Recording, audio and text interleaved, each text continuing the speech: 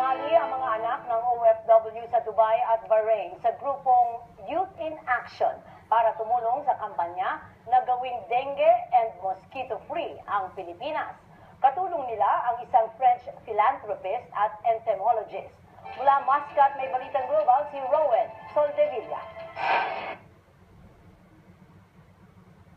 OFW sa Dubai at Bahrain ng mga magulang ni Faye Tamayo at Floyd Amandi. Wala sa kanilang tabi ang kanilang mga magulang nang magkasakit sila ng dengue. Dati po, nagka-dengue po ako. Kahit nasa malamig po ako, biglang nalulugo ilong ko, sumusuka. Nanay ko po nasa Bahrain. Ako po, naranasan ko po magka-dengue nung bata po ako. Ang dengue at malaria ang isa sa pinakamalaking banta sa kalusugan ng tao sa buong mundo na dala ng lamok. Ayon sa World Health Organization, mahigit 2.5 billion na ang apektado ng dengue sa buong mundo at mahigit 127,000 ang kaso ng dengue sa Pinas noong 2013. Sa kasalukuyan, wala pang gamot para sa dengue. Mas marami pa ang namamatay sa dengue kaysa pagsamasama mula taggera since 1940. Mga namamatay sa gera. So imagine kung ano ang impact ng dengue sa human lives. Ang Aedes aegypti ang isang uri ng lamok na nagdadala ng sakit na dengue na kadalasan tumitigil sa mga nakaimbak na tubig sa loob ng bahay. Sa tulong ng French philanthropist at entomologist na si Dr. Francois Martin, inilunsad ang grupong Youth in Action para umaksyon laban sa dengue at mga lamok na nagdadala nito. What they have to do is to use coffee ground. Coffee ground.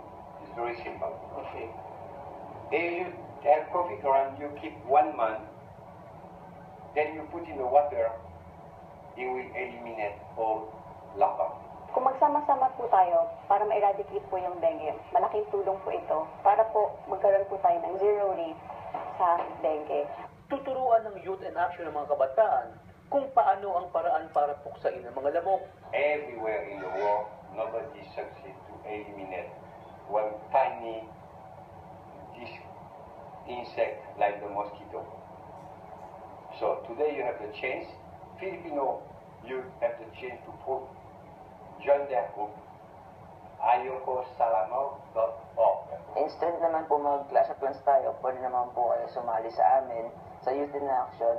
Pwede niyong ligtas yung mga kapatid nyo laban sa dengue at sa malaria. My mission in Youth in Action is to unite all foreigner students and ask them to join the Filipino fight against mosquito. Lilibot ang Youth in Action sa buong Pilipinas para hikayatin ang mga kabataan na sumali sa kampanya na gawing dengue-free ang Pilipinas. Rowan Soldevilla, ABS-CBN News, Laguna, Philippines.